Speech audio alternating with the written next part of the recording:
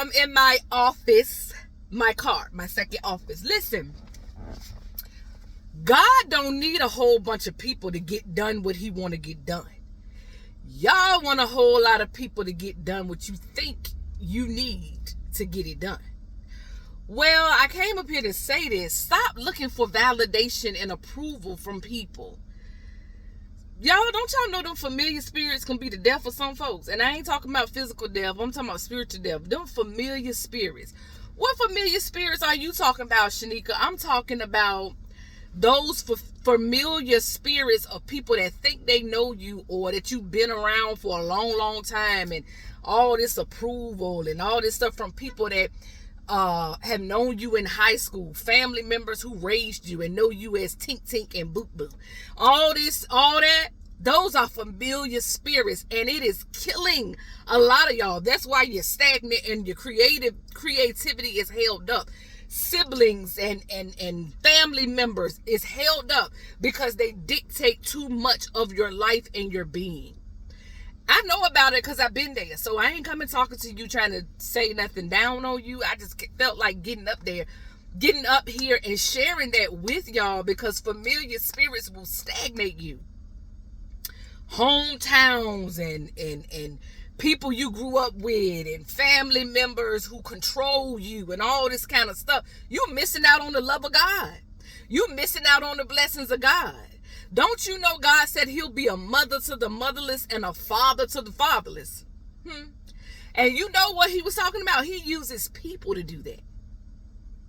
He called us sisters and brothers in the kingdom. Why? Because your sisters and brothers may not always be the ones that share the DNA with. But we so religiously, traditionally stuck that we can't see past that. And it's about to kill some of us. That familiar spirit is wearing you out. Ask me how I know. It used to wear me out, not anymore.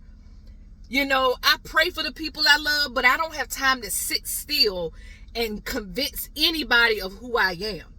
If you don't know who I am, bye-bye. And it took me a long time to get to that place.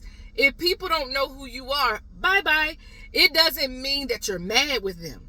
It doesn't mean that you hate them. And that's one of the things that I had to deal with in this season of my life.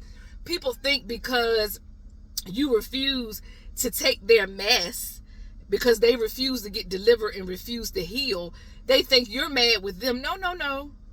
It's just that when a person starts to evolve and people around you don't evolve, you have one or two choices. You can either stay stuck or you can go ahead and evolve. And see, the thing about it is you'll know who's submitted and who's connected to you.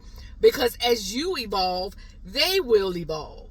Or they'll stay stuck and blame you because you evolved and decided to heal in an area that they don't want to.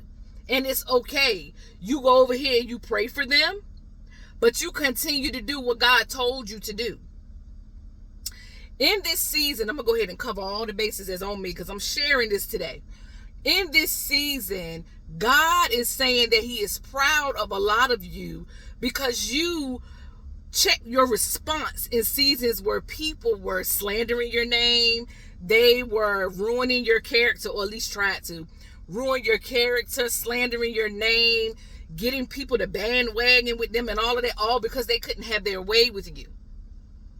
And your response was so good. And God is saying that he is proud of you because now you understand that your weapons of warfare were never carnal. You didn't fight that way.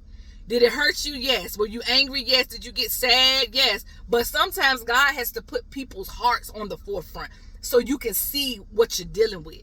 And what a lot of us are discovering in this season is that a lot of the people that we love, they have wicked hearts. And it is their decision if they want to be delivered. You continue to pray for them.